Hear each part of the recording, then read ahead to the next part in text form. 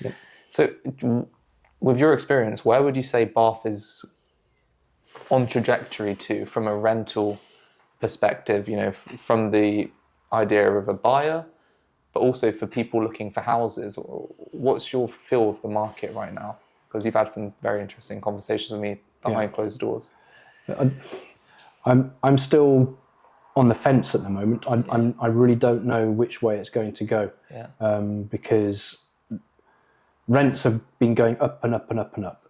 Tell me about it. and I just think we have to be careful, because if they keep going up, there comes a point where people just cannot afford to pay those rents. And you have to handle these relationships, don't you? Correct. You're the one asking for the money. Correct. Yeah. And I think the other factor within the rental market is the changing shift in utility bills. Utility bills have played a massive part in that, and that has created not conflict or it's definitely caused a resistance, because if you're now paying X amount for a certain property, you're always thinking about what is the electricity going to cost me, what's the gas going to cost me. And it's varying so much, you can't factor your costs. And obviously then on the other side of the fence, you've got the owner, and if they're an older owner, then obviously I don't know the ins and outs of their finances, but if they've owned the property for a long period of time, then their mortgage payment, if they've been sensible, isn't that high. So they can manage that shift in the sand. But if you've got a younger buyer, the more investor, the mortgage is much, much higher. And so that changes their decision making. So, the older buyer, so the older owner has got probably greater flexibility, whereas the younger investor is, well, the rent has to be this, because if it's not this, then it's not financially viable for me. And I think that's where we're at. We have to be. I say to people now, you've got to be careful, because if you keep pushing your rents high, there's going to come a point when it's going to come down. Yeah, they're just going to stop. Yes, it's going to come down. And then you get into the whole legal aspect of things, which is another. Well, it's not really the legal, but it's mainly, if you've worked your numbers out and your number is whatever it is this, but suddenly the rent has suddenly changed and it drops, then suddenly all your numbers don't make any sense. And that's, I think people have to be careful of that, and not put pressure on people. Yeah. And then let's just turn the flip on, because we're in Bath and it's a small city and people want to come and live here. There's an additional attraction, and we've also got the University of Bath, which influences the market massively. Yeah. You've got probably 16,000 students that come to the city every year. And I don't know the numbers, but whatever the number is, those first year students at some point have to leave the halls of residence and move into the city. Yeah.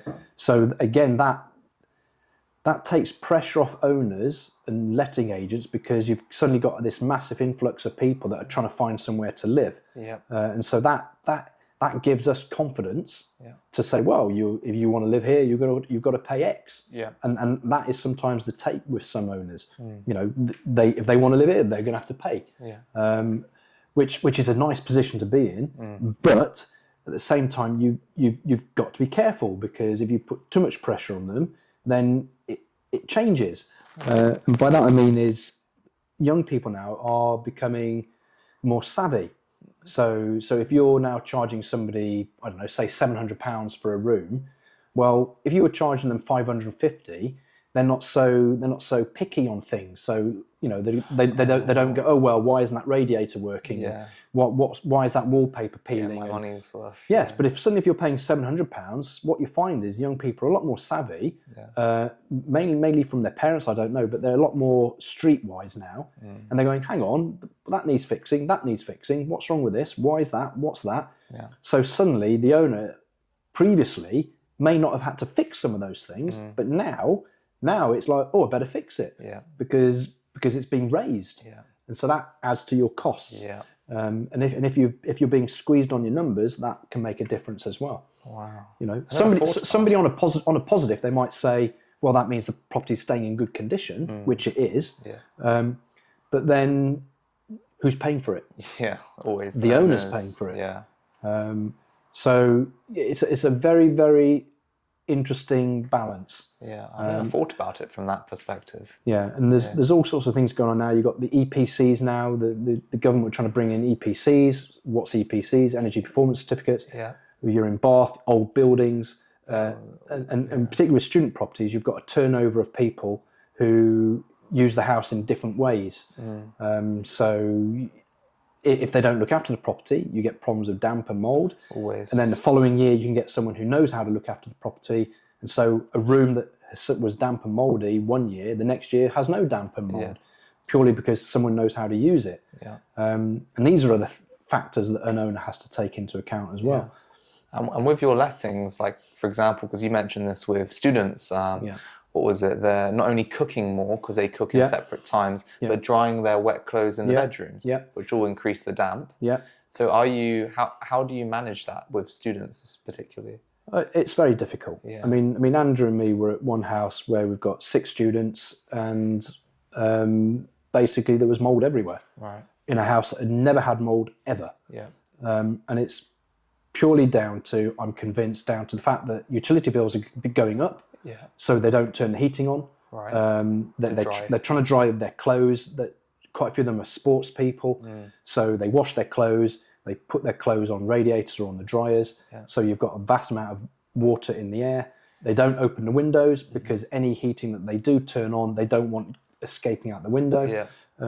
So you've basically got a sealed box with water of sweaty down students. As simple as that. And then, and as you said, they come in at different times because they're on different courses. So they cook at different times. Yeah. So you don't have one pot of peas or whatever it is bubbling away. Yeah. You have a pot of peas bubbling away at different times in the day. Yeah. So again, you've got more water in the atmosphere. Yeah.